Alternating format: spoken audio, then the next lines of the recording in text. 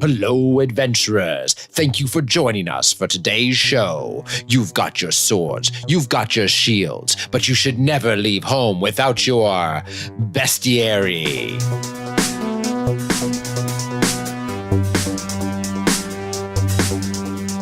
All right, ladies and gentlemen, hello and welcome back to the Bestiary by the Lyman Mayberry gang. My name is Morganite. I'm going to be running things behind the scenes as far as Twitch is concerned. And then let me take a second here to introduce you to the rest of our posse. We've got Jonathan. Happy to be here, everybody. Happy to be here. Awesome. And then we have Tyler. Hello. Awesome. And new this week, we have Aubrey. Hey. Awesome. So, Aubrey, I believe you are responsible for us having to do all this research about unicorns today on the Bestiary, or the Bestiary. Sorry, I mispronounce that all the time. Yeah, it's a real beast of a word. It's a real, conundrum. I just trip all over it. It's fine.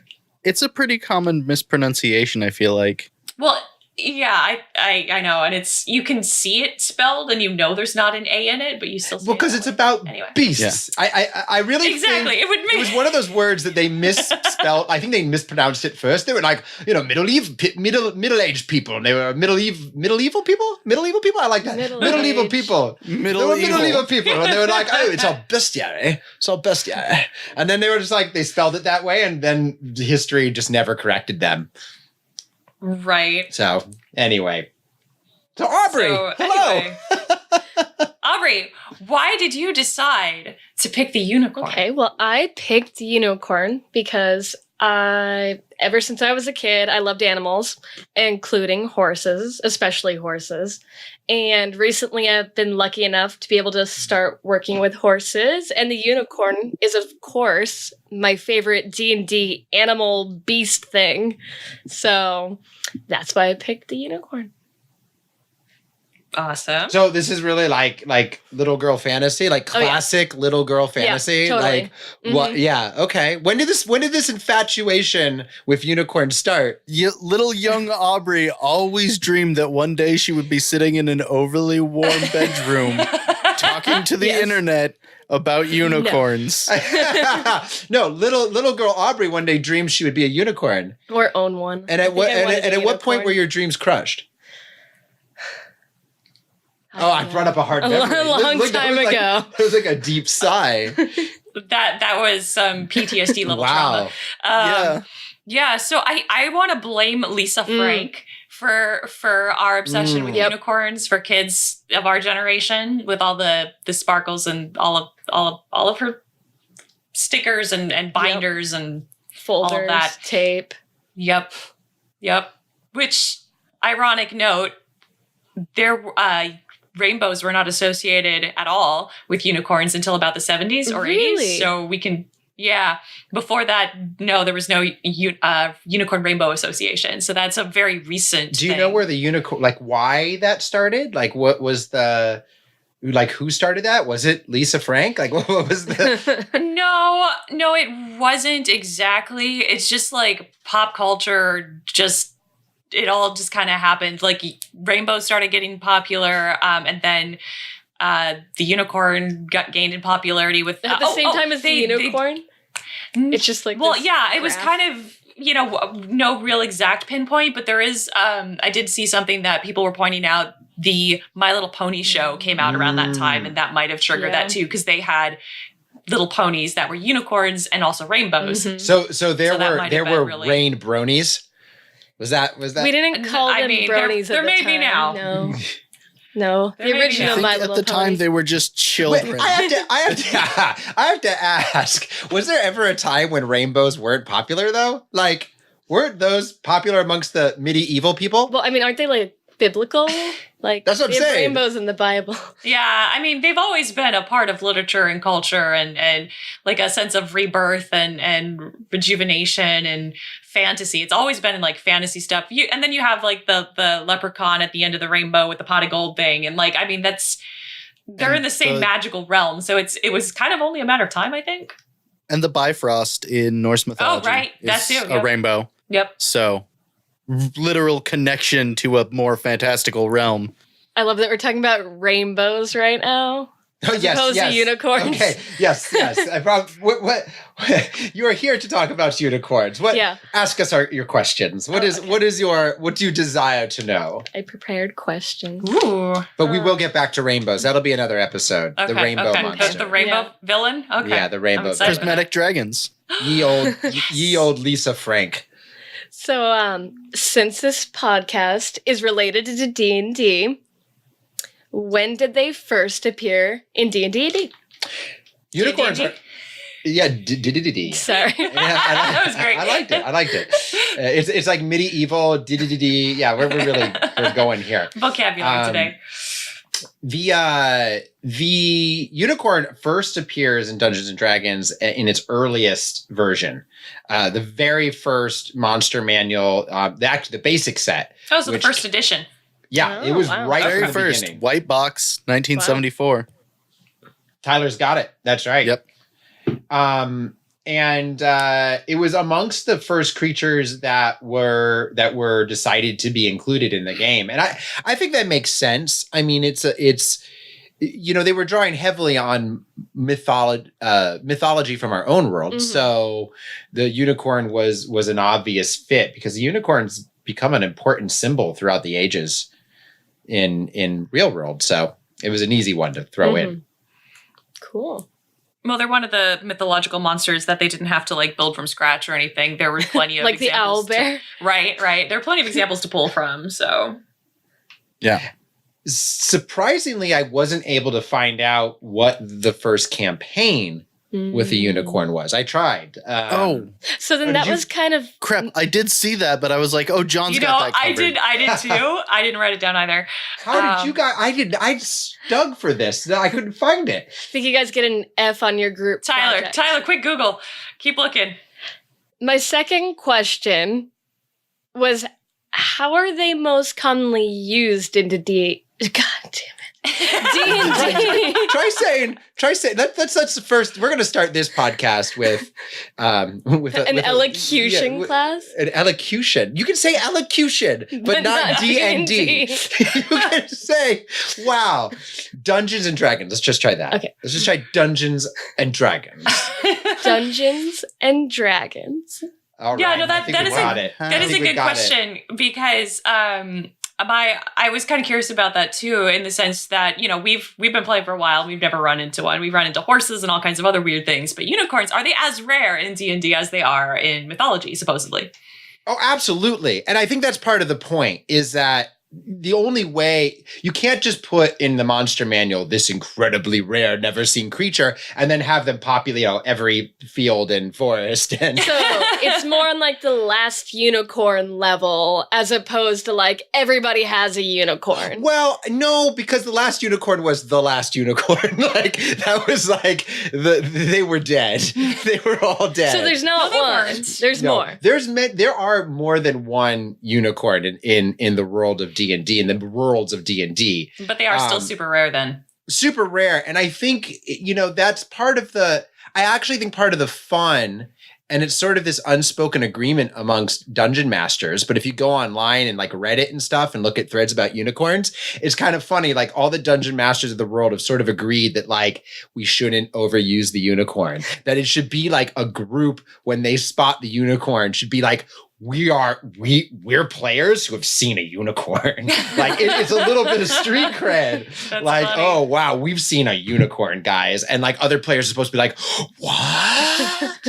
Even though, I mean, of course, a dungeon master could throw it into any game. Yeah, but- it's an arbitrary level of rarity, kind of. Yeah, and honestly, like you wouldn't. I mean, I think part of it also comes from as a dungeon master, you wouldn't want to just toss one in, right? Like it wouldn't feel right if they weren't part of some bigger purpose or quest, or if you're not getting your if they're not your hub zone, if your quest giver is not a unicorn, Right. then what are you doing? What are you doing with your life? So question then, if you were to bump into a unicorn in D&D, then how close to the standard, mythology are they? Is it do you need a virgin sacrifice to throw in front of them kind of a thing, or how similar is it? I'm actually going to kind of turn this question around for a minute and to illustrate something. I'm going to ask Aubrey here. If you encountered a unicorn in Dungeons and Dragons, like what would you want it to be like? Oh. Magical? Well, what does that mean? Your classic unicorn. White. Spectacular. What would it do? What would it come? I mean, what would you want it? How would you want to interact with it? Hello, Aubrey. I've always wanted to meet you. So it's omniscient and so it can speak. Yeah. And it asks maybe telepathy. And it asks very banal questions. How are you? Hey, are they super smart? Did you have a good breakfast? What's the intelligence level? Okay, and I will get to intelligence level in a minute, but because maybe they would just ask, "How are you doing?" The reason that I asked that was kind of two things. I actually do have an answer to that. To the intelligence, Aubrey, or to what you would like a unicorn to the intelligence, because I went and looked up Dragon number 77, the ecology of the unicorn. And unicorns are described as being highly intelligent beasts, but because of their chaotic nature, they're kind of hippy dippy. They don't really give a crap about anything. So they literally could just walk up and be like, "Oh, hi, how was your breakfast today? Oh, you had a good breakfast? Amazing. That's great to hear." Because they're so old and they're so detached from what we would normally consider like life at the ordered world, that they're just like, "That's cool, a new experience today. What Aubrey had for breakfast." I kind of think they're like the dude if the dude was a horse. Yes, that is very much what I got from that article. But Aubrey's answer totally illustrates the point I wanted to, which is what should a unicorn encounter be like? This is the word I think everybody uses, is magical.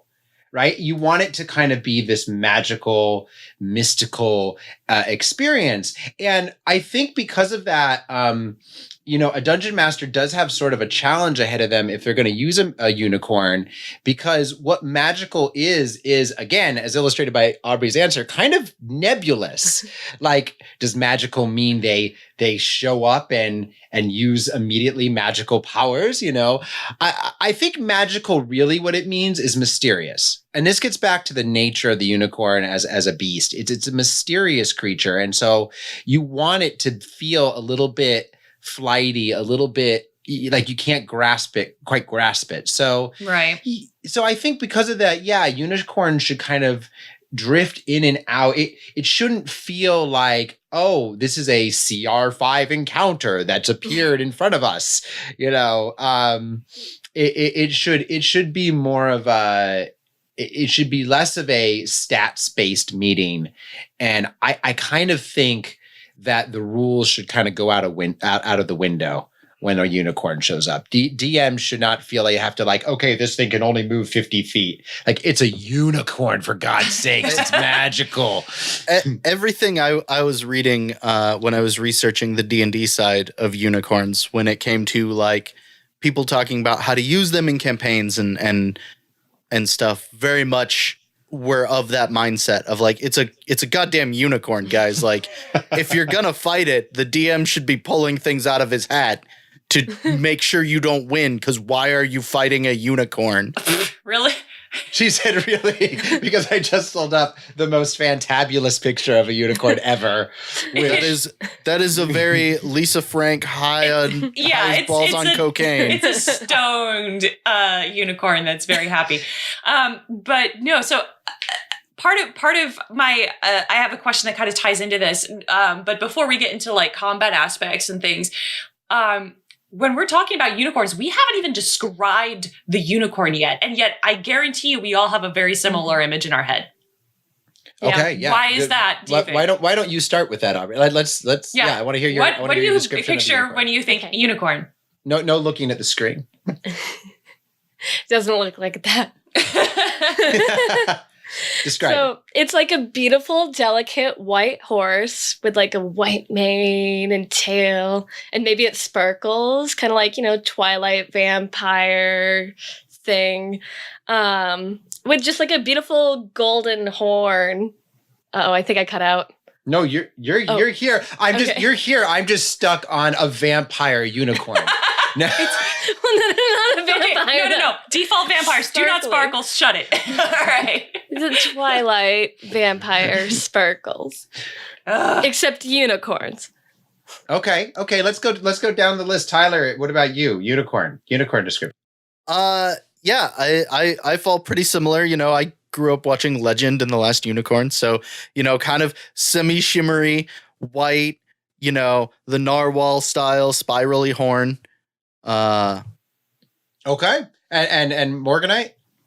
I used to envision kind of the more delicate cloven-hooved goat style hybrid one that you would see in and this is because of my love of literature and history and stuff. So I was influenced very heavily by The historical unicorn. But the tapestries that they had in medieval times. Yeah, which were all the medieval. They were more delicate. They were horse-like, but they had goat qualities in the cloven hooves, and the tail was more like whip-like and with a little tuft on the end. Exactly, like this one.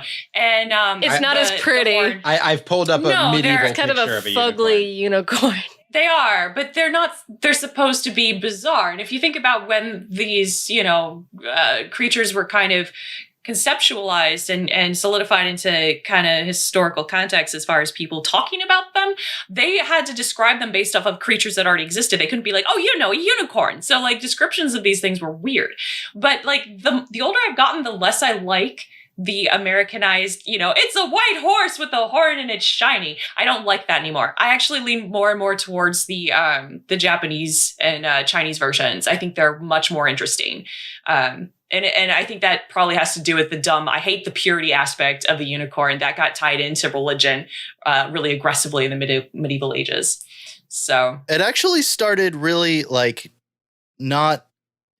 The virgin angle started pretty early on in the 1st and 2nd century.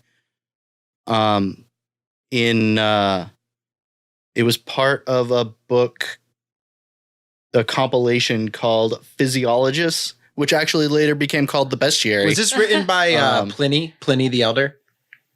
I think it was added to by Pliny the Elder. I got the sense that it wasn't written by one specific person. It was just an accumulation of knowledge about animals. Well, no, Pliny wrote, his description was based off of an ox. So that was not anywhere near the description that became more common. I like that in the course of this conversation, I've been treated to a vampire unicorn, a demon unicorn, and then an ox. This is totally broken down. In antiquity, there were two descriptions of unicorns. There's the one that sort of the medieval tradition followed of the more goat-like, cloven-hooved, smaller figure. And then the more oxen-looking one. And I think eventually enough people saw rhinoceroses and were like, oh, this is what they were talking about. That's not a unicorn at all.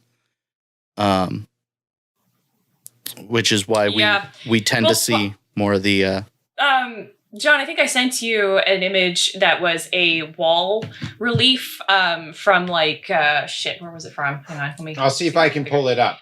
From Iran, and it's a weird hybrid because it's an ox, and a lot of the original unicorns were actually based off of antelope and oxen and stuff that were turned sideways, so it looked like they had one horn because they were in profile. This one's interesting because it's part unicorn and part Pegasus. It looks really fascinating. Yeah, it does. I mean, they can't see I'm going to pull it up but... here. I'm going to pull it up here. Have you had any questions, Aubrey, about this stuff so far? No, not really. Well, because I'd also heard tale that, it was originally based off of the, oryx, which I guess... Yeah. Well, I mean, the problem is that this kind of creature spawned in several different cultures. There's kind of the one from Iran, which is this one. It's a cow with wings, but it looks like it's a single horned cow because it's in profile. It's kind of the thing with the Egyptian illustrations, how they were all canted to the side, and so that makes it difficult to see exactly how they were supposed to look. Sorry, I'm trying to center this image on the thing, but yeah, it was the oryx, the sacred cow in Hebrew literature, which Tyler and I were chatting about earlier, that there was a miscommunication in one of the earlier Bibles, that it was supposed to be talking about oxen, and instead it got mistranslated into unicorn. Really? I looked deep into that one. Yeah, it was the original Hebrew word was re'em, which in 1st or 2nd AD, when they were translating into Greek, they translated for some reason into monokeros, which means one horn, and then specifically the King James version changed it to unicorn. So unicorns are in the Bible?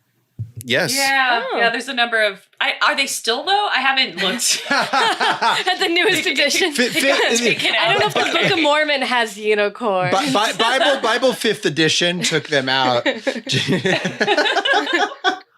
Again, it was a thing. I think by the time the King James version came out,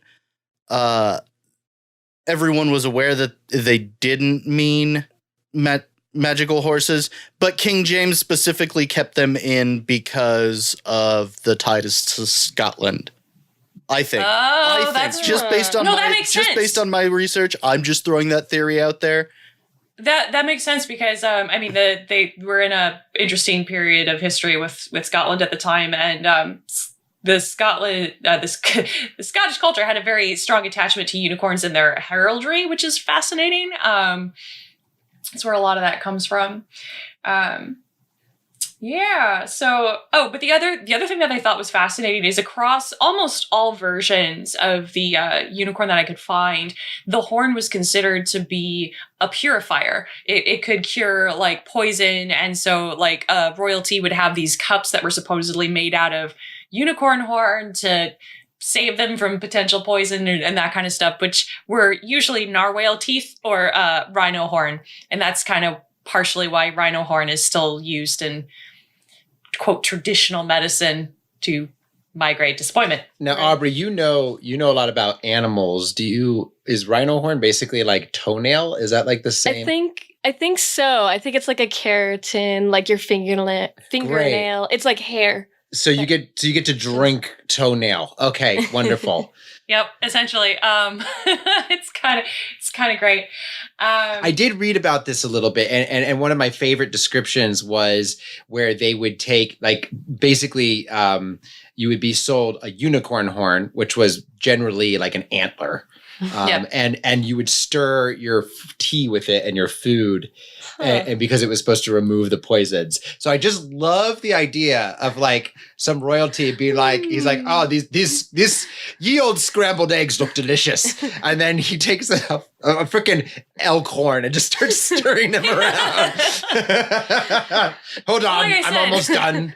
A lot of them were narwhal tusks because, when you look at a narwhal and you're like, hey, unicorn horn on the face of a whale. Cool. Just ignore the rest of it. It's fine. Well, here's the interesting thing is the Scandinavian fishermen, because narwhals are typically, northern oceans, they actually kept the identity of the narwhal secret for as long as they possibly could to protect their unicorn horn industry. Oh my God, that's so good. Oh, that's excellent. So they didn't want people to know that they weren't unicorns. They didn't want people to know that narwhals existed, because then people would see their Scandinavian unicorn horns and be like, this is just from some big fish. What are you trying to sell me? Oh, that's amazing. That's so good. I love that. I really do love that. That's so good. I find it interesting because they did. I know that some of the earliest mentions of unicorn are not. They don't consider them to be legend. It's a beast. It's in a bestiary. It's in the Greek bestiaries. So like they were considered to be real creatures. The first written records that I could find were in 5th century BCE Greek from I'm gonna butcher the name because I don't know how to pronounce the CT, but Ctesias. I think it's pronounced Cthulhu. No, it's definitely not. Isn't it Try again. silent? Is it Isn't the hard- C silent? It's like Is the C? It's just Theseus. What- I think so. I think the C What is language? silent. God, I hope no Greek people are listening to this right now. They're just is it- shaking their heads shoot. in rage. I know. I could probably like. It's okay. It might be Let's make up our own Theseus. pronunciation just to be total assholes. Anyway, he was a Greek historian. He wrote a book called Indica, which was about India. And when describing the unicorn, he's just describing another animal from this amazing, fanciful land of India. He describes it that the horn will prevent you being poisoned. And his description was, in India, there are wild asses as large as horses or even larger. Their body is white, their head dark red, their eyes bluish, and they have a horn in their forehead about a cubit in length. The lower part of the horn, for about 2 palms distance from the forehead, is quite white, the middle is black, and the upper part, which terminates in a point, is a very flaming red. So huge asses, really white, and like sort of Red dead face. eyes. Are you sure he wasn't just describing? Are you sure he wasn't describing the English invaders? No, I think he doesn't. He go on to say that they make a lowing noise, or was that somebody else? I can't remember if it's him or Pliny. Yeah, one of them essentially was describing a rhinoceros. I think and Pliny is the one describing the rhinoceros. You're right, and that was pretty hysterical. The description. But So Yeah, wait a minute. it's- So there's multiple. They're describing there's different animals that were pegged as the unicorn. yeah, some of them were oxen, some of them were rhinoceroses, and there's some that are the an antelope creature because it frequently breaks horns in mating combat, and it would have this one horn. Right. So we should start heading into actual D&D discussions, but I did want to touch before we head that way real quick on the other 2 primary kind of mythological iterations. Well, and I also want to know if Aubrey has questions on any of the historical stuff of the unicorn, since it is your animal. No. No, we're The rest of mine slowly. is related to D&D. Okay. Okay, then real quick, I want to touch on the Qilin, which is I think I pronounced that right, is the Chinese version of the unicorn, which again, John, I sent you a couple images. And the Qilin is really interesting because it is a super passive, graceful creature that like floats along the grass. Is this the one that looks like something out of Pokemon, like the fire hooves and all that stuff? Yeah, that one I believe is yes, this is the Chinese version, I think. Yeah, it looks like a crazy Pokemon. I like it. Rapidash. Essentially, they're very dragon-like. Both this one and the Kirin, which is the Japanese version, are both very dragon-like. The major difference, though, is in their personality. The Qilin, which is, again, the Chinese version, is very chill, laid back, very peaceful. It tended to, like, show up before, the one on the image on the right that John just loaded is the Kirin. Which we also have statues of, right? These are like the statues you see in like classic... Right? Like, they kind of look like lion creatures a little bit. Well, They're those unicorns. It depends on what the horns look like. If the horns are more like goat-like or antler-like, then they tend to... it's hard, honestly, like, it's very easy when I was looking up these images to get them confused between the 2 different versions, because it's largely personality. They both have the goat cloven hooves. They tend to have, like, weird kind of upward flying manes and stuff like that. But the horn on the Kirin was used to stab things through the chest and kill them. It's a very violent creature. And it, like, Perfect for a goes beer after... company. Okay, so the one that John just loaded up is from the Summer Temple in China. Yeah, so to describe this for the listeners, this looks like what I was talking about, like statues that would sit outside of temples. They have a little bit more lion-esque feel to them. They're sort of crouched in that classic sort of like squat position with their mouths open in a roar. And this one has horns. Yeah, they're a weird combination of like goat, lion, dragon, and it's so fascinating. I think they're really cool looking. But I did notice that the Qilin seems to have two different horns. It has an antler set, where the Kirin in Japanese lore really only has the one, and it uses it to stab people through the chest. So there you go. But they tend to go after like it's like a vengeance thing. They go after like evildoers and that kind of stuff is my understanding, but there's no like purity aspect that I could really glean. I don't know. I haven't sat down and read any literature regarding these creatures, which I'd be very curious to do. I want to actually go find some like fantasy books that are dealing with these creatures. So it's almost now like the Asian culture's got it way more right. They're like, no, dudes, they're vicious beasts. You don't know that. Well, there again, is a level. The Chinese there is a level of fierceness to the unicorn, even though we've kind of the modern version has overloaded the like gentle purity aspect. Like, there's definitely an aspect they will mess with you if they need to. That was part of the reason that Scotland picked them as their national animal, was because they'll mess you up. they just want to be left alone. But they'll stab you. Fighting unicorns. Look how pretty they are, and then they stab you. I love it. Right. I feel like that's a lot of Scottish mythology, though. It's like, look how gorgeous and mysterious and death. Like, oh crap. So yeah, unfortunately, I don't have a whole lot of like lore with regards to stories or folklore with these kind of creatures. They're in artwork all the time, and the problem is that they are so easily confused with the dragons in the lore because they're dragon hybrid kind of creatures. And I think the major distinction is the feet. If they have clawed feet, it's a dragon.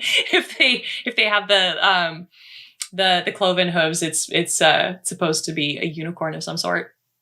So there's that. So it looks like there's a couple questions in the chat. Yes, I was heading that way. So Amy TV asked that in Dungeons and Dragons, unicorns are always good, ? Because I know that they're symbols of purity, but I also know that they have a counterpart, such as the bicorns. Yeah, that's actually a really apt question. First of all, unicorns are chaotic good. Tyler was talking about this earlier. I didn't know that. Yeah, so it kind of belies this nature of they're not. Well, do you want to go into that, Tyler, a little bit? You're kind of our alignment expert. Yeah. So unicorns are chaotic good because they're tied to nature. So a lot of things that are tied to nature. And nature is fickle. Nature is fickle. Lawful and chaotic refer to how one approaches civilization, essentially. Lawful people follow the laws, follow the rules. If somebody in authority on good or evil says, hey, you need to do this, generally they're going to be like, okay, I need to do this. Chaotic generally is more the classic chaotic good example is Han Solo, like, oh, I'm just in it for the money, but I'll do it anyway because it's the right thing to do. But also a little bit more of that like free spirit nature thing, most fairy types, fae creatures tend toward the chaotic side of the spectrum. I have to say, I really like your. I've never heard a better description of lawful and chaotic. I usually struggle with those two. And I like your description of it. Like lawful is more towards civilization, more accepting of like laws and rules. And then chaotic is kind of away from civilization. That's a good way to think about it. And it does put it is a perfect description then of the unicorn, because the unicorn is a celestial creature. And they literally embody nature, and the areas that they take over kind of become their domain, and it's under their protection, and it just, they represent the nature of that area. But to go on with the Amy Chibi question, symbols of purity is something that kind of comes, it definitely comes in and out of D&D. I'd say Dungeons and Dragons focuses more on their aspect of being protectors of nature than it does of them necessarily being like angelic or, only drawn to maidens, even though, that kind of comes and goes. You can definitely have unicorns like that, but, and yes, they do have a counterpoint, which is, the black unicorn, which was in the world of Forgotten Realms, was created by evil wizards, and basically they captured unicorns and perverted them, and then bred them, and now they tend to be ridden only by drow, which are like dark elves, and evil elf maidens. That's actually one of my questions. Oh yeah, go ahead. Can you ride a unicorn? Yes, you can definitely ride a unicorn, but they have to allow it. You do not ride the unicorn. The unicorn rides you. No, the unicorn definitely has to allow it. And kind of again going off of Amy Chibi's question, the most unicorns will only allow like strong, good characters to ride. Right. So no moral ambiguity in your character. Oh yeah, absolutely. And not. Makes sense. In second edition, they went very traditional. It was specifically you had to be a maiden. You had to be a girl, pure of heart, good, incorruptible, sort of paladin-y character. I didn't get too deep into the 5th edition to see what they said about. 5th edition specifically mentions that it allow all genders. They're a little bit more progressive, the unicorns in 5th edition, so all genders can ride them. And I figured that would be the case, but but they do mention, like, it's pretty clear in the rules, in the description, they say, hey, if at any point, like, this person that they've allowed to ride them strays from their path, the unicorn will immediately and like forever break the bond. Oh. Yeah. Mm. Now black sense. unicorns are a lot more they're a lot more forgiving. you just have to be ready to stir some shit up and murder some fools. Nice. And Black Mamba asks about books that said if you drink the unicorn's blood, you become immortal. And in early D&D, it was supposed to make you extremely lucky. I actually don't know about the first edition of Dungeons and Dragons. I know by second edition, they did not mention blood drinking anymore.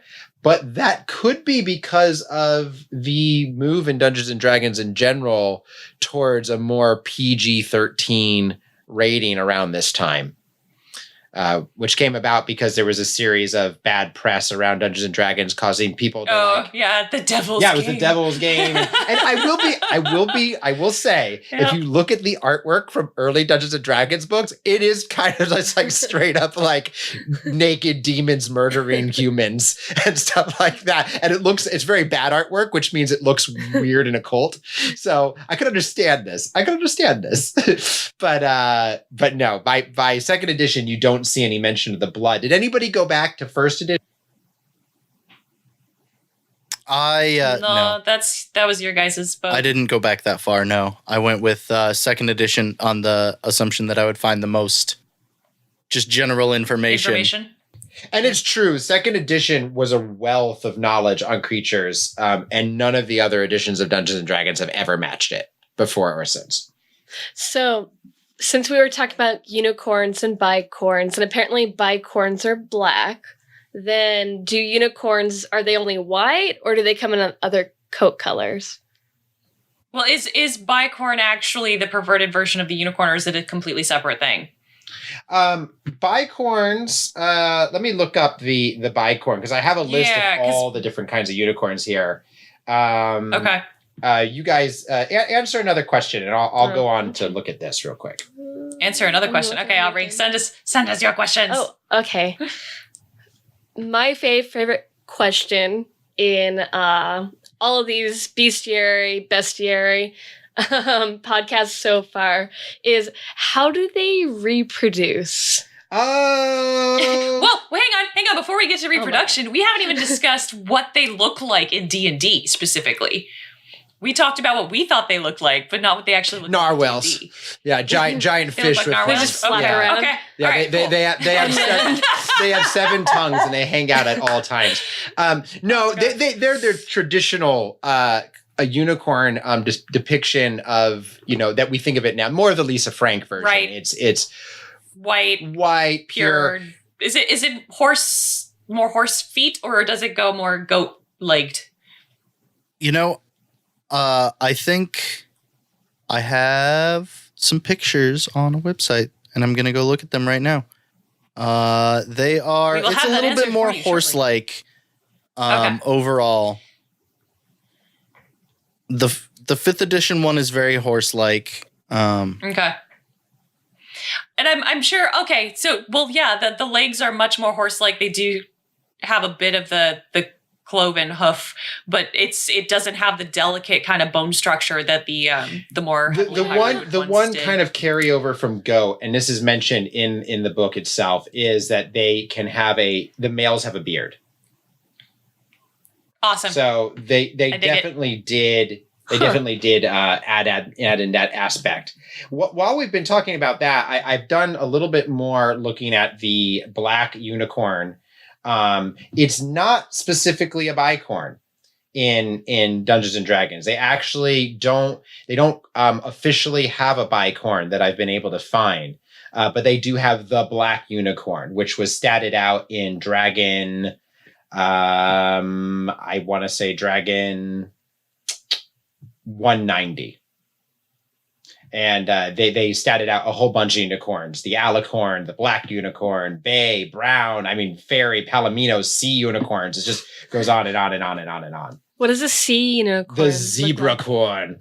I want to see a sea unicorn. A sea It's a unicorn. narwhal. It's a narwhal. It's actually true. It says sea unicorns. I'll read from the book. Has 3 forms. The first form is that of a small whale with a long unicorn's horn. Yep. There you go. The second is that of a Narwhals. seahorse with the same horn. I like that. And the third is that of a unicorn of a blue-white coloration. Hmm. And they all have deep blue That eyes. seems a little impractical underwater. though. It's just drowning all the time. Fun fact, alicorn is actually the old term for a unicorn's horn. A unicorn's horn is an alicorn. Oh, really? Interesting. When you're trying to buy one to stave off, poisoning attempts, you're looking for an alicorn. Okay. Which goes to another question by Amy Chibi, which is about should you make a wand out of a unicorn horn? And unicorn horns have traditionally been used as a component in spells to make very powerful magics or wands or staves. So yes, you should. If you get a unicorn, well, first of all, no, let me back up. If you find a unicorn horn, don't touch it. It's like declaring you're the worst murderer in the world. Like, just leave that alone. I disagree. Of course, Second you would. edition says that a unicorn horn goes for 1,500 gold points and can generate you 2 to 12 health potions Dang. from a skilled wizard. So if you just find a unicorn horn lying around, grab that shit You grab that because it's loot. useful. Yeah, it is a very powerful magical item, the unicorn horn. So the wand would be super strong. They don't officially have a unicorn wand like item in Dungeons and Dragons. It's like a Harry Potter thing. Yeah, you have to go to the Harry Potter world for that. Ollivander? Ollivander. Ollivander's wands? Yeah, Somebody had although they talk unicorn about hair. in that book and like in that series, like unicorns are like, it's like you should not kill them. Like it's like the Well, you worst evil. shouldn't. Yeah. And yet Drinking them can make you immortal, but also curse you horribly. And yet they didn't have problem buying their damn horns like on the black market. No, it wasn't their horns. It was is made it with hair. It was Okay, hair. okay. It was hair, which are voluntarily given. Yeah, supposedly. Have they asked Is the it like unicorns about locks of love, but for like wands, unicorn hair? that? Oh my gosh. Another question was, what is the difference between a black unicorn and a nightmare? And nightmares are actually perverted Pegasi. Oh, I'm gonna have to come back for that one. No. Well, then we'll have to save that for the Pegasus discussion. Yeah. There's actually two. Let me see if I can find it. There's a specific type of unicorn. The shadow unicorn is from the Ravenloft universe is the perverse. It was a unicorn bred from a corrupted unicorn and a nightmare. That's horrible. And was a big bad monster, I guess. I don't know. Never had to fight a shadow That brings unicorn. us back to So- they can interbreed then? Oh yeah, we want to get back to the sex, Yeah, don't come we? on. Okay. Well, Oh my God. I'm actually going to again throw this question back at you, Aubrey. You know way more about horse sex than the rest of us. I mean, you spend time studying this. I've seen you online looking at these things. That's not I assume I've always That's not assumed it true. was for research. That's not true. TMI. So tell us So, okay. how do but now she's gonna go right into it. I'm telling you. So I found on this Dartmouth website that there was this guy, John Ogilvy, in 1671 that wrote that unicorns feed in the nearest wildernesses. The males never come amongst the females except. Now wait, at is the that when he says they never come amongst the females? Shut up. John, I'm gonna reach through the screen No, here. let me finish. Smack you upside the head. They never come amongst the females except at the time when they couple, after which they grow so ravenous that they not only devour other beasts, but also one another. This is from Dartmouth. Wow. Well, Oh wow. no, they found it in their library or John something. It's some Ogilvy. book. Oh, it's some book. Okay. Yeah. Oh, It must it's be a true. fantasy book. Okay. Wow, Okay. that's interesting. They man, that was a good tumble in the hey, I'm ravenous. Anything nearby, I'm gonna eat. Like, oh my god. That is maybe how shadow beasts or whatever Tyler described. unicorns, yeah. Well, here's a question. Vegetarian or not? Oh, they're Whoa. Clearly, unless they're having sex, they're herbivores. The munchies. No, you go ahead, Tyler. What I read, they're herbivores. They're herbivores. Okay. I mean that would make sense if they're most horse or goat based, and They that's become, sensible. But I'm just really curious because they're magical. Do they Fangs? have But if they're nature, well, some of them Yeah. do. Some of them do have fangs. It looks like the D&D one doesn't really. Well, I'm actually not. No, I don't think here's so. the thing. I mean, I guess I know that it says in second edition that they live on tender leaves and grasses, Oh. but I also know that they are celestial beings, and so I've always wondered, like, how, what was actually going on there to sustain them. Like, this is just my own D&D kind of world going on, but I always pictured that when they eat those things, it's kind of like how Superman gets his power from the sun. It's like they're more soaking up the energies of the world they live in, rather than actually digesting food and pooping rainbows. Like, I think this is kind of one of those things where they don't eat in the traditional sense of the word. And I think the same goes of mating. Right. To get back to your original question, like, we do know that unicorns mate for life, and oh my God, don't. If they don't eat each other, apparently. No, they don't eat each other. They only eat. No, not in D&D Not in rules. D&D. Although I love that description. They don't eat That's each so other. They mate for life, and I again think that while they can produce offspring, I think their mating is more of a celestial occurrence So are rather they than created as opposed And to begotten. I think Births. they're birthed. Again, this is from the Ecology of the Unicorn article in Dragon 77. Nice. When they were talking about the longevity of the unicorns, they talked about how Jesus It's Christ. terrifying. The picture just changed to what I imagine is either a black or a shadow unicorn. That is a black unicorn. And it's frightening. Well, it's got a saddle and some It looks like terrifying armor. on it. Warcat from He-Man if it was actually terrifying. The person collecting the stories about the unicorn talks about wood elves seeing the same unicorns that their great grandparents had seen. Oh, so they could outlive elves. They even. outlive elves, and Wow, okay. the foaling of a unicorn is something that happens even more exceedingly rarely. So it doesn't seem like they have a very active sex life, it seems like. I think they just use protection. I think they're very conscious about. unicorn birth control. Oh yeah, Yeah. I mean it's hard. There's only so many tender leaves and grasses to go around to feed these things. Oh my gosh. Celestial energy. Amy Chibi did ask if they have natural predators, and it's a good question. They do have natural predators, and again, kind of giving credence to the idea that in Dungeons and Dragons, unicorns kind of are the land, and they're really connected to the land. Their predators are creatures that destroy habitats. So their biggest foe is the red dragon, because a red dragon's only purpose is to like burn down countryside to make its lair, and then accumulate treasure there and keep it the area around it a blasted wasteland. Griffins and things like that, who also kind of tear down forests, are their natural predators. So do they have an elemental weakness against, fire? No, and that they kind do of stuff? not. Okay. Unicorns have I don't think they have any vulnerabilities. They don't have any built-in weaknesses. They're immune to some things, but they don't have any specific. I mean, they're physically, for a CR5 creature, they only have an AC of 12 and hit points of generally in the 60s.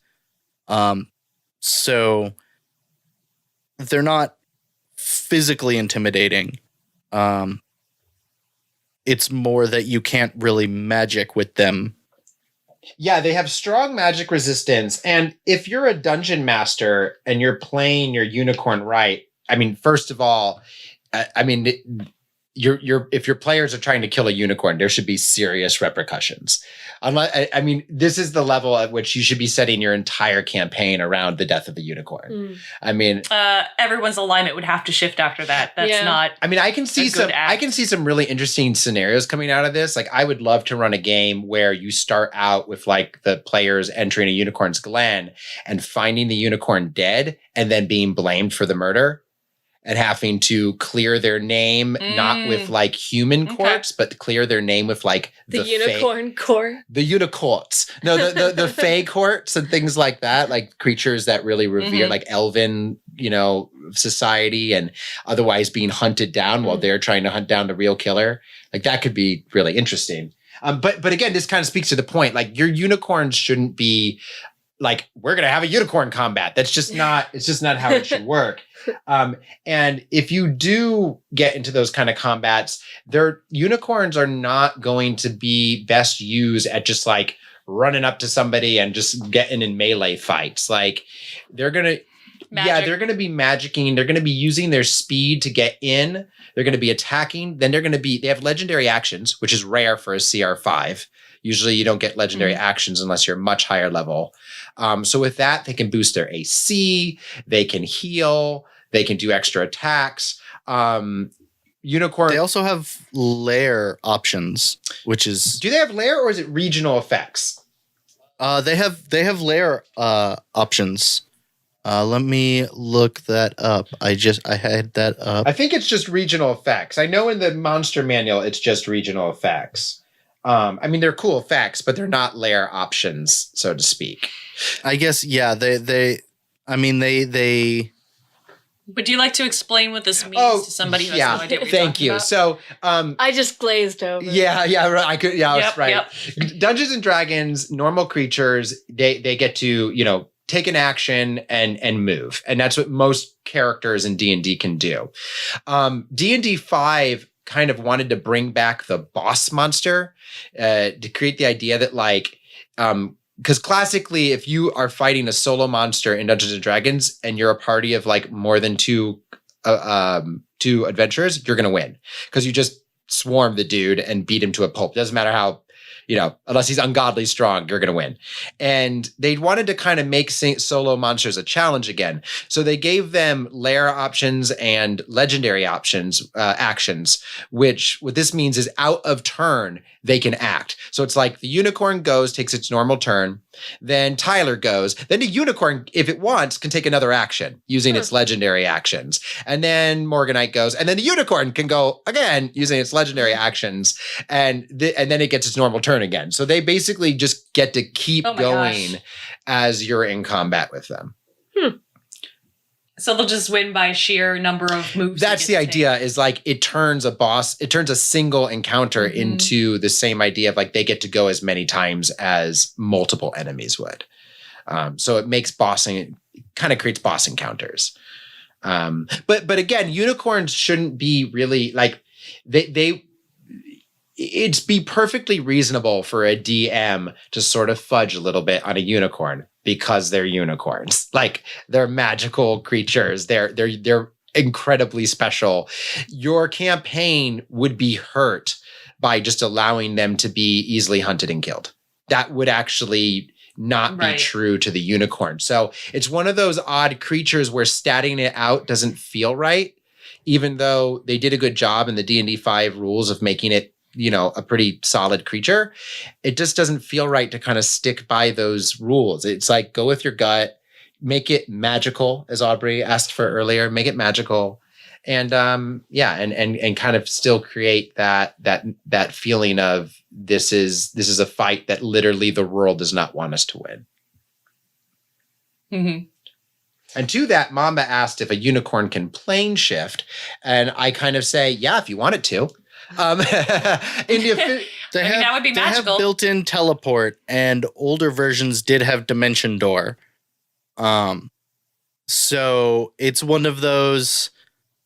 The spirit of plane shifting is definitely there, if it's not necessarily written in. And like John said, like every DM I've read in researching them, you make the unicorn do what you want. It's the most magical of creatures.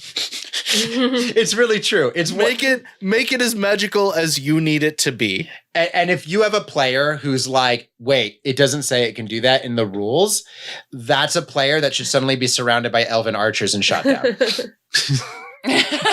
Kayvon, in other words. Oh, Kayvon, I hope you're listening. We love you. I'm sorry, Kayvon, but you would argue that point. It's very true. Kayvon would be shot down by elven archers, although he'd find some loophole to win that fight. That is the crux of having a Kayvon in your party. He will save the day for you, but he will also cause elven archers to spring from the ground and destroy the party. So we still have a little bit of time if you have more questions, Aubrey. I feel like we haven't fully heard from you. We've talked a lot about there's so much to say about the unicorn. Well, there is a lot about the unicorns. That's I said we could probably go on for about 4 hours and just keep talking. I think we're good for another half hour or so if you have more questions. Well, I was wondering, since they're intelligent, are they like human creatures that you'd encounter or something? Do they have names? Like, is this Unicorn Bob? Or is it just like a unicorn? Oh my God, yes. Unicorn Bob is a very famous unicorn. It's also a game that children play, the Unicorn Bob. No, but I love the name Unicorn Bob. Unicorns, oddly enough, in the book, only have an intelligence of 11, which... It is more than any of the other creatures we've talked about so far. So it's more than the owlbear and the behir. But it doesn't. I don't think like they think that way. Is that kind of what you think, Tyler? Like in your I agree, because when you're just looking at the stats, that 11 is their dump stat. They have a wisdom of 17 and a charisma of 16. So when you're talking social stats, like they might not be the brightest of creatures, but that's because They're the life the things of the you party? associate with intelligence are again, the civilizing things. Right. They no none of them are going to go to college and get an engineering degree, but that's because their minds are focused on deeper, greater things that you couldn't possibly comprehend because they are eons And I think old. Tyler mentioned they have a wisdom of 17, which is really high. Okay. That's really high, especially for a D&D creature. And what was the charisma? charisma? 16, also high. Yeah. So these are Friendly. incredibly influential You want creatures. to hang out with it. Well, and it does show when you go through a unicorn's wood, everything's docile. Hmm. Wolves, foxes, badgers, they're all drinking tea together. Oh, you want to like build a home right outside that then? which Yeah. unicorns range for 400 miles. Oh, So they protect quite a huge territory. wow. And they're surprisingly territorial. Once a unicorn family like stakes its claim, other unicorns will just leave. They're like, okay, somebody's got this covered. I'll go find another part of the forest. Yeah, and I think that again is partially because of we haven't really talked about They're more tending the land than, defending in the sense of territory, like we talked about the Bahir doing. That's the vibe that I get. No, since we keep you're talking you're about absolutely right, Morganite, and that's kind of why I think they don't share territory, because Hmm. one thing we didn't mention is where they come from in Dungeons and Dragons. Their origin stories they were basically sent by the gods, especially the god who is a unicorn. His name is like Aaron. It's so ridiculous. What is it? Aaron Fingern? Aaron Fingern? Or I Ever looked at it. Fingern? I looked at it and was like, I'm not going to try to pronounce that. I want to. In any case, they were sent literally by the gods to protect land. So you would imagine that it wouldn't make sense for anything other than a mated pair to protect a piece of land. And I feel like their kind of God-given programming would force them to seek out different territories. Cool. Other questions? Well, we mentioned that their like greatest enemy is essentially red dragons and Yeah. other creatures that destroy nature. Can they fight back against something like that at all, or like are they Yeah. just driven off the moment a red dragon moves in? How strong are they? Like their magic. A unicorn. That's a tough fight, man. Would they just like bail and go protect another area, or would they try? A unicorn would gather allies. I mean, this could be a good play for a dungeon master who wanted to create a unicorn campaign. A unicorn seeks out player characters, adventurers, to help it fight off a red dragon. Mm-hmm. That would be a fun campaign. Okay. I don't think a unicorn could on its own just hunt and face down a red dragon. It wouldn't just Just like go laser tank beam a from red- its horn. Did you say laser unicorn? From its horn. Kill the dragon. Again, if you're the DM, your unicorn can do whatever it goddamn well pleases. Does it make pew pew noises Pew, pew, pew. as the laser? I'm Bob the unicorn. Oh, everything hurts. What I read was that a unicorn is kind of reactionary to it. Like if it's a bunch of kids like, swinging cats against trees, it's going to rough them up and get them out of the forest. If it's a red dragon burning, it'll assemble an army and it'll fight to the death to protect that land. It should murder the children. If they're swinging dead cats against trees. Those are little Little psychopaths. shits. What else are you going to do when you're just some bored medieval kid in the forest? I just want to see it run up and impale one and be like, get out of Unicorn Bob's lawn. Wow. Damn. At least a red dragon is in their nature. What the fuck is that? That child's going to grow up to be somebody terrible. Yeah. I may as well put an end into to it it. early. Put a horn in it. That's crazy. Ow. So do they Yeah. use their horns to like cast spells? Or? Yes. Yeah, absolutely. The horn yeah. is the source It's the of the focus. magic. Okay. And Amy Chibi asks again about the horn. If you make a dagger, let's say you make a dagger. Let's say you make a dagger with a unicorn horn, which is what we call that a unicorn. What would you call Shiv? that? A unishiv? It's like a shiv. A unishiv. Right? Yeah. How good? Yeah, go ahead. I feel like Horn it'd be shiv. counterintuitive. Yeah, well, he says how good would that shiv be, and I think it would be the shiviest of shivs. I mean, Like they do mention in the second edition that the horn itself is like where the magic is. The Yeah. strong magical nature of the horn is literally how they live forever. So That doesn't sound like it would be a very effective dagger, more like a focus for magic casting. the than the anything horn else. also counts as a magical weapon for purposes of combat. So it would be a magical weapon that Oh, true. when you stab someone cures them of poison. Yeah, that was my question because that's what it's supposed to do. I don't think I do love that.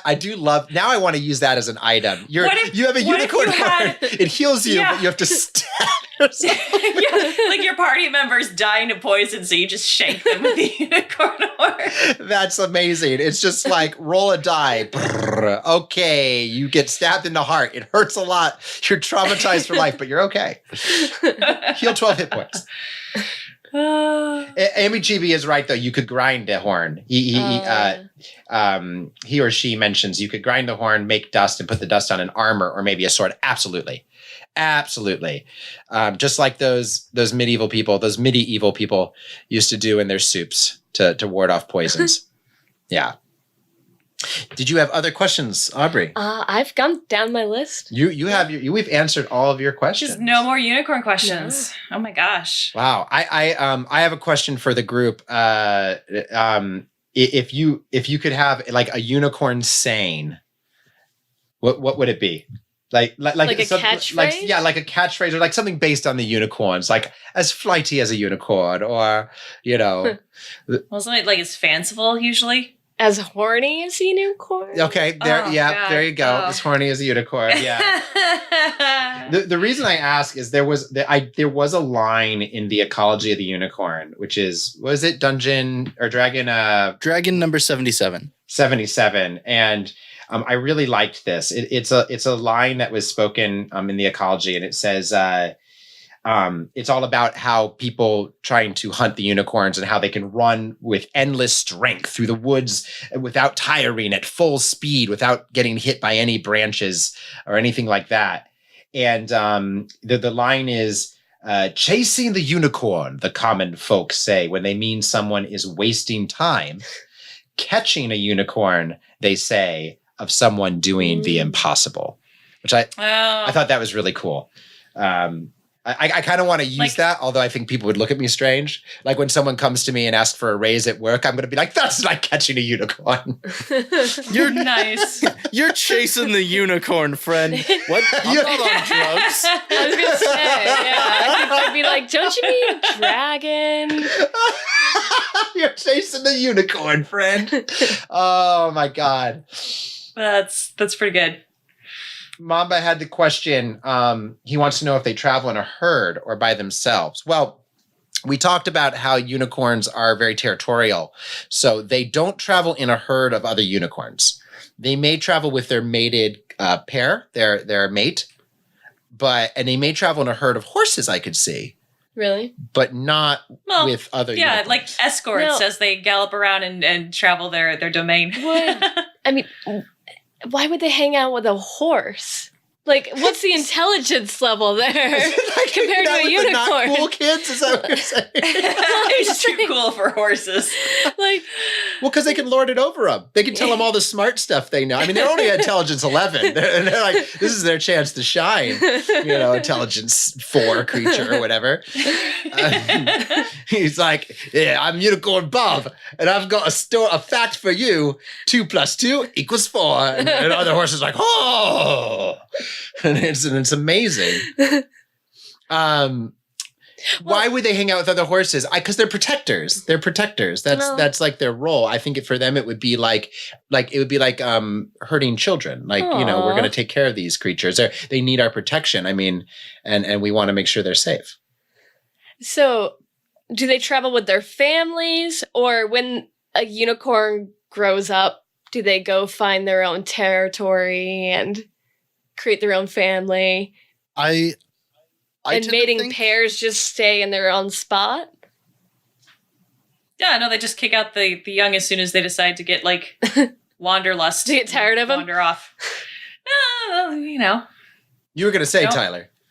Oh, I was going to say the second edition describes them as being in a family unit.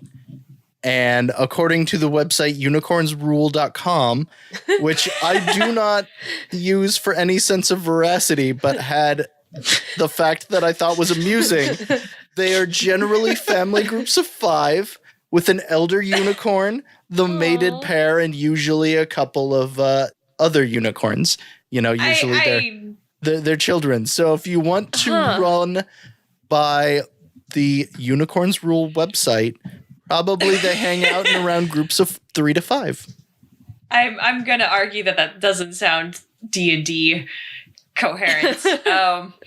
It's a great website. It's a great website. Everyone who's interested in unicorns should definitely look at it. I like that. I like that there's like the nuclear unicorn family. The nuclear. It's like there's parents, grandma or grandpa, and like 2 kids.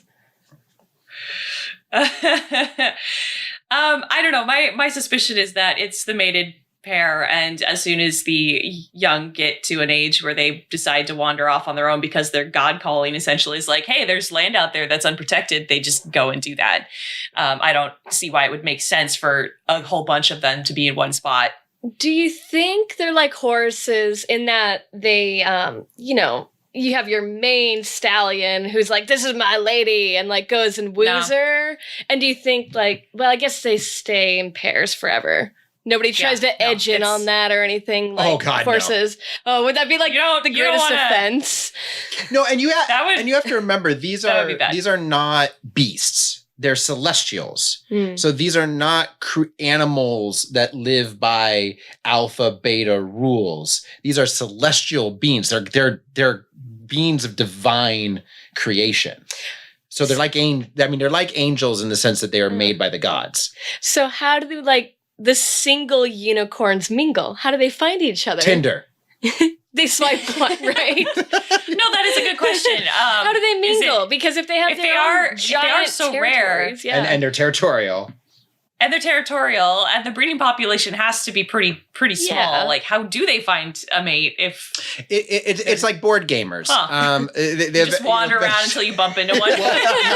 Oh hey. Again, this is from the second edition. Unicorns mark their territory in the boles of trees with sylvan glyphs. So maybe like, yes, good point. Single unicorns might mark it like single looking to mate. And then, another unicorn could be like, your little wandering last unicorn wanders into this forest and is like, maybe I can live here.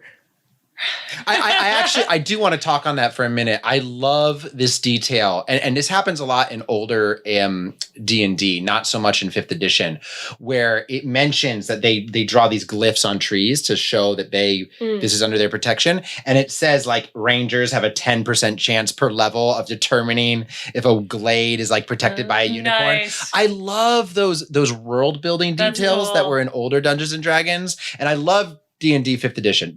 I think it's like the perfect version, but I do miss some of that stuff, like where it says, where it gives you a sense of like, when I read lines like that as a DM, I'm very excited. I'm like, wow, suddenly I'm picturing rangers walking through this wood and I can see my players being there. And I just want them to see, maybe they'll see there's a unicorn in this glade. I just love that stuff. And it's a cool little detail. It's just one of those that I'm so happy they threw in. I also have to mention, because it's coming up all over the chat. Unicorn meat is really coming up. There's some disturbing people on the chat. They're asking like, how it tastes, What the texture is. whether it gives you, I think. Well, I think that the conversation started with like, is it just horns people are after, or is there other pieces of the unicorn? If you were to find a deceased unicorn that had been, killed by a dragon or whatever, and you were responsible, is there any point to harvesting? I mean, I think we really, really have to drive home 2 points here about the unicorn. One is they are not easy to hunt and kill. Like, again, forget your stats. Remember that this is the Bob Ross of creatures. Like, you can make it do whatever you want. It can be whatever it needs to be. It's magical in the moment.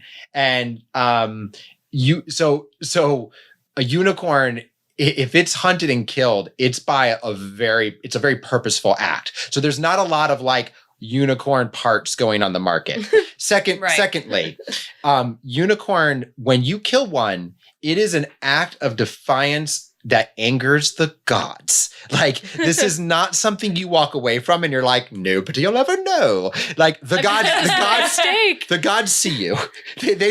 They know. They look down that you will never escape this. And it is a vile, hideous act that goes beyond alignment changes. It is like you have marked yourself essentially for death when you kill a unicorn. So this isn't something that ever would be hunted for its meat because, one, it's too damn hard. Two, the price is way too much to pay. So essentially, it's like suicide by unicorn. Yeah, suicide. You gotta figure. You're a party of 4, 5, 6 level adventurers. You're 400 miles. You're 20 miles deep into a forest, protected by a unicorn. You murder this unicorn because you want to know what its meat tastes like. The entire forest knows that you've done this. Yeah. All of the elves' grandparents, every dryad, naiad, sylph, fey creature. Your stepdaughter knows. She cries at home.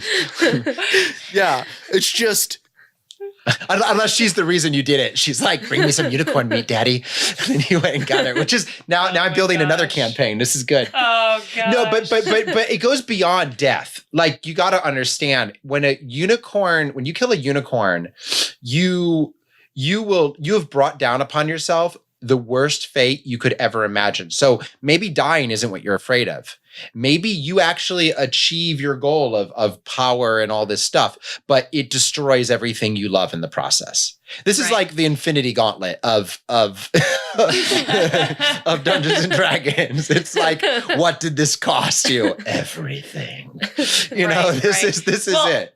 I mean, part of the question though was like, what if you find a dead one that was killed by something else? Get the hell out of there!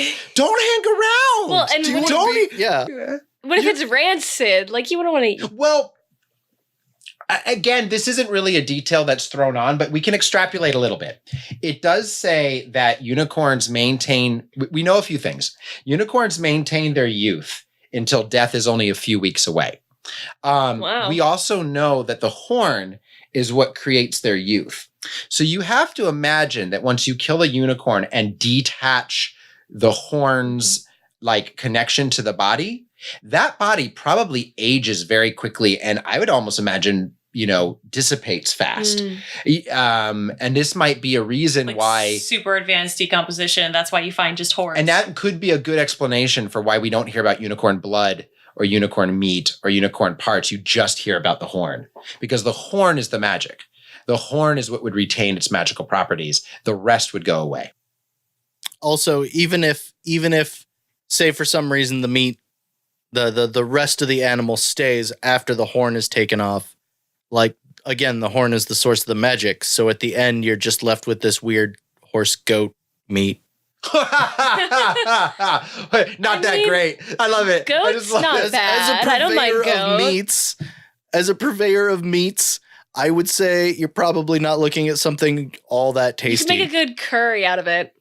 Yeah. Yeah. Can we stop talking about eating the unicorns? Maybe It's braised. very unsettling. One last eating unicorn question. Amy Chibi asks, would a red dragon hunt down and eat a unicorn because it likes the flavor of its meat?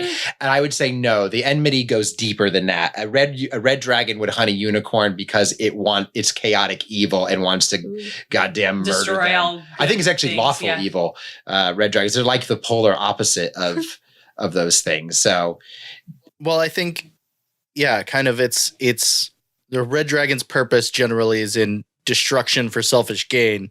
So it's the polar opposite of goals, yeah. you know. So it would kill it just because to a red dragon, the whole purpose of a unicorn is offensive. Exactly. And similarly with the unicorn, the whole purpose of a red dragon is just anathema to it.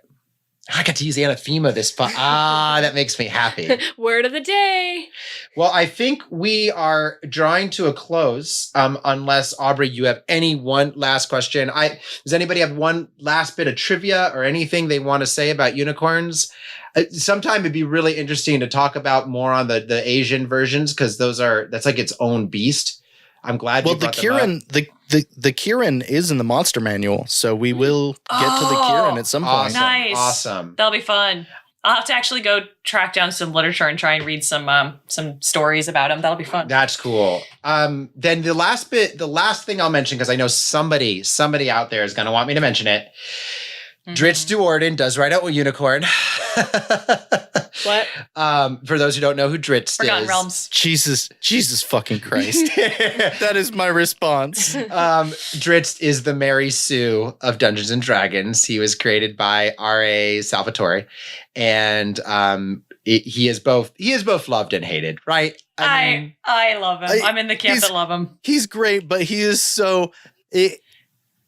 He's even more of a Mary Sue than Quoth could ever be from the Kingkiller Chronicles. I don't really think, I think Quoth is a satire on the Mary Sue, but that's a whole other conversation. That's a different podcast, Yeah. John. We haven't started it yet. That's the next hour of talk. Stick around. But I did have to mention it because somebody is going to want me to, that he does ride a unicorn. No, it's not given a very good explanation for why. But it is supposed to represent that Dritz, underneath all that black skin drow exterior stereotype, very stereotyped creatures, he has a heart of gold. One more question to end this. Yes, one more question from I think we should all go around and say what we would name our unicorn. Oh, that's such a good question. What we would name our unicorn? Wow. Okay. Yeah. If I was a unicorn, if you had or if a I was unicorn a mount, that let you ride it, what would you name it? Oh God. Yeah. No, I like that. This stumped us. You got to think of something. It's got to be the first thing off the top of your head. Yep, I'll go first. Yeah, you go first. Sparkle pie. Oh my God. Sparkle pie. You're so Lisa Frank. Yeah. I can't even. I'm gonna table flip over that. No. Awesome. Off the top of your head, come on. Off the top of my head. I would want it to be something. I mean, this is going to sound really, really just like basic, but I want to, if I have a unicorn and I can ride it, I want to name it Wind so that I can literally ride the wind. That would just be fun. Okay. Morganite, you're up. I don't know. I'm going to click a unicorn name generator. No, but, God. I don't freaking God. know. No, that's amazing. Do that. You would go to Reddit and say, what should I name my unicorn? No, there's actually a unicorn name generator. Well, I'm sure. Yeah. I mean, See, I don't feel like they would necessarily understand the concept of an individual name like that. Maybe more name them This is just for you. I know, but I'm not going to yell, "Hey, Bob!" Like people on the chat are booing you. I just got to say, I'm sorry. I honestly don't know. It would be more failure. It'd be named failure. That would be something I would have to think on and ask the unicorn its opinion, and we'd have a discussion about it. I'm not going to just be like, okay, so if you had this discussion Role play No, this I out. can't do it. Hey, No, Morganite, Oh I'm God, a we're losing unicorn. followers. People are unsubscribing. not happening. Not happening. None of my characters are pure enough to ride a unicorn. Let's just say that. Wow. Fair enough. Wow. That was wow. Revealing. Okay. Tyler, you've had a lot of time to think while Morganite went on. Well, I did have a lot of time to think, and what I was thinking about was unicorns do have names, as noted in the Forgotten Realms campaign setting Moonshay. There is a unique large male unicorn named Carmarin. Oh yes. I've heard of him. So I would ask my unicorn what its name would be, and it would probably be something silly and celestial that has no fit place in public. I would just call it my unicorn buddy. I like a Tamagotchi. Mub. Like Mub. My Mub. unicorn buddy. Mub for sure. Mub for sure. I like that. Mub. Yeah, that's nice. I'm a Benthy, and this is my Mub. My unicorn buddy. That's pretty great. That's pretty great. An acronym. That works. Yeah. That works. Are you sure you wouldn't just name it after a video game character, Morganite? Like it wouldn't be Wesker the unicorn? No, that would be highly inappropriate. For the unicorn? Yes. What if you put shades on My it? characters would not understand that. What? Just put shades on it. Okay. No. Sorry, that's not gonna. No. I'm gonna stand by the fact that I don't think any of the characters that I played so far would be ever. worthy of riding Okay, a well, so what would you name your No. nightmare or your shadow beast? Yeah. Oh, now she can do it. Now, yeah, name your No. nightmare. Shabranigdo. There we go. Oh. Tyler got it. Shabranigdo. All right. On that note, So on that note, on that anime segue, we're gonna wrap up our unicorn podcast. Thank you so much, Aubrey, for throwing us this creature for us to discuss for our Bestiary episode number 3. Did Thanks we- for having me. Bestiary. did we completely destroy your image of the unicorn? A little bit. A little bit. A little. It is no longer so It's pure not and as sparkly. sparkly. It's okay. It's okay. I feel like the theme of today was unicorns are as magical as you want to be. You want them to That's be. true. Essentially, Yeah. yeah. So that's it. Yeah. if your unicorn is sparkly, then by the gods, that unicorn is fucking sparkly. You do you. You need to you. You need to you. Yeah. Uni do you. Uni I do like it. uni. In a couple weeks, we'll be back around the week of the 25th. And Yeah, we haven't quite nailed down a date yet. We'll try and get better at that. But yeah, in 2 weeks' time, approximately, we'll be doing our next episode. And I do have a creature that we could do if nobody else has picked one. We talked about it. What are we doing? What are we doing next? Displacer beast. Oh yes, thank you. I forgot. Oh, yes, that'll be fun. yes. Morganite is Yeah. picking I already have facts at the top of my yeah, head. John asked me to pick like a week and a half ago, and I was like, Displacer Beast, duh, and now he completely forgot. Sorry, But yeah, yes, I did forget, but I'm glad I did because now I get to be like overjoyed super again. excited. So Morganite will be our guest, even though you're on every episode. I'll be hosting and guesting. Essentially, I will ask you all the questions. She will ask all the 'cause, questions. Yeah, it'll be fun. I'm looking forward to it. So 2 weeks for the Displacer Beast. Keep an eye if you want an exact date. Please keep an eye on the Twitch channel. I'll update the schedule as soon as we hammer out exactly when we're going to do that, as well as the Twitter page, which the links are down in the doobly-doo. Are they down in the doobly-doo? And a reminder I'll put that them you in the can doobly-doo. find our old episodes at alignmentmayvary.com Yep. or by searching for the Bestiary. That's BEST, not Bestiary, on your podcast service of choice. It's on both Android and Apple devices. Excellent. All right, cool. Thank you all so much for hanging out and for asking us all of those many, many disturbing questions about unicorns. I love that we decided to do this with an audience because the questions are so much fun. Yeah. Honestly, it adds a whole different dynamic. I never to the would have podcast. thought to ask or answer the question, what does unicorn taste like? But that's going to be my new go-to that we'd have to add in addition to reproduction cycles. Like, Well, okay, what Tyler. would this taste like? How best would you cook it? As the meat guy, what would it taste like? It's like a goat, right? So it'd be kind I of. feel like it would taste like horse and goat. You know. It'd be very lean. Thank you guys for listening. Yeah.